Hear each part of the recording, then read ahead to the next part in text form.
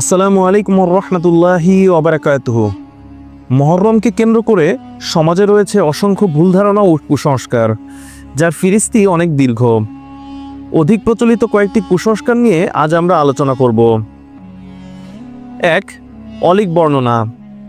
মহরমের গুরুত্ব বোঝাতে অনেকে নানা কথা বলেন, যেমন এ মাসে ইউসুফ আলাইসাল্লাম জেল থেকে মুক্তি পেয়েছেন, ইয়াকুব আলাইসাল্লাম চোখের জ্যোতি ফিরে পেয়েছেন, ইউনুস আলাইসাল্লাম মাছের পেট থেকে মুক্তি পেয়েছেন, ইদ্রিস আলাইসাল্লামকে আসমানে তুলে নেওয়া হয়। অনেকে বলেন এদিনেই কিয়ামত সংঘটিত হবে। এসব কথার দৃঢ় কোনো ভিত্তি নেই। আল আসারুল মারফুয়া, আব্দুল হাই লখনবী, 64 থেকে 100 পৃষ্ঠা। মা সাবাতা বিসুন্না ফি আয়ামিস সানাহ, আব্দুল হক মুহাদ্দিসি দেহলবী, 253 থেকে 257 পৃষ্ঠা। 2. খাবারে নিষেধাজ্ঞা। মহরম এলে অনেকে মাছ, শাক ও মিষ্টি জাতীয় খাবার খান না। এটা সঠিক নয়। ইসলাম অন্যান্য মাসের মতো এ মাসেও কোনো হালাল খাদ্য হারাম করেননি। রাসূলুল্লাহ সাল্লাল্লাহু আলাইহি সাল্লাম বছরের সব সময় হালাল খাদ্য গ্রহণ করেছেন, কোনো কারণে মহরমে তা বর্জন করেননি। আল্লাহ বলেছেন, মুমিনগণ, আল্লাহ যেসব পবিত্র বস্তু তোমাদের জন্য হালাল করেছেন তোমরা তা হারাম করো না এবং সীমালঙ্ঘন করো না। নিশ্চয়ই আল্লাহ সীমালঙ্ঘনকারীদের পছন্দ করেন না। সূরা মাইদা আয়াত 87। 3. বিয়ে শাদীতে কঠোরতা। অনেকে মনে করেন এ মাসে বিয়ে করলে তা শুদ্ধ হবে না, কারণ এতে ইমাম হোসাইন রাদিয়াল্লাহু তাআলা আনহুকে অপমান করা হয়। অথচ রাসূলুল্লাহ সাল্লাল্লাহু আলাইহি সাল্লামের থেকে এ ধরনের কোনো নিষেধাজ্ঞা প্রমাণিত নেই। শায়েখ আলবানী রহমতুল্লাহি আলাইহির মতে বিয়ের জন্য কোনো নির্দিষ্ট মাস বা সময়ের কথা বলা হয়নি।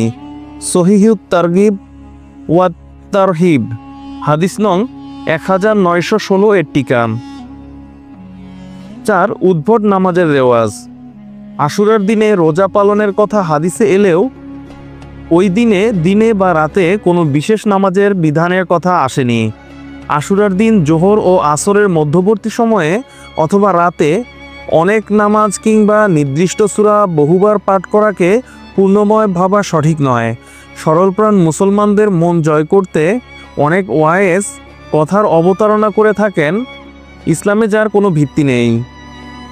মাওজুআতলি ইবনিল জাউজি, 2য় খণ্ড, 45 থেকে 46 পৃষ্ঠা। লা আলি লিশ শায়েখ জালালউদ্দিন সুয়ুতি, 2য় খণ্ড, 54 পৃষ্ঠা। তানজিহ লি ইবনে আররাক, 2য় খণ্ড, 89 পৃষ্ঠা। আল ফাওয়াইদ লিশ শাওকানি, 1ম খণ্ড, 73 পৃষ্ঠা। 5. ভিত্তিহীন কেচ্ছা পাঠ। অনেকেই এ সময় ভিত্তিহীন কেচ্ছা পাঠ বা পুঁথির আসর বসান, যেখানে এ ধরনের নানা বর্ণনা শোনা যায় যা ইসলামের মূল বর্ণনার সঙ্গে মেলে না। যেমন, উড়িয়া যায় রে জোড়া কবুতর, ফাতেমা কেন্দে কয়, আজ বুঝি কারবালার আগুন লেগেছে মোর কলিজায়। মা ফাতেমার কান্দন শুনে আরশ থেকে আল্লাহ কয়, যাও গো জিবরিল, বাতাস করো মা ফাতেমার কলিজায়।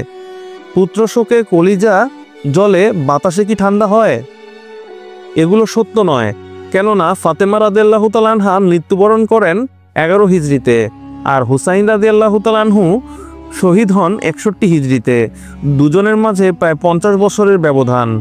তাহলে ফাতেমা রাদিয়াল্লাহু তাআলা আনহা তার সন্তানের জন্য কান্না করেছেন কি করে সঠিক হতে পারে?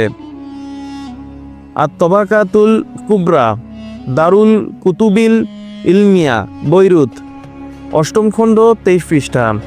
অনেকে মনে করেন আশুরা মানে কারবালা, এ কারণেই মহরমের 10 তারিখের এত মর্যাদা ও গুরুত্ব। এটা সঠিক নয়, কেননা আশুরার মর্যাদা ও ঐতিহ্য ইসলাম পূর্ব যুগ থেকেই স্বীকৃত।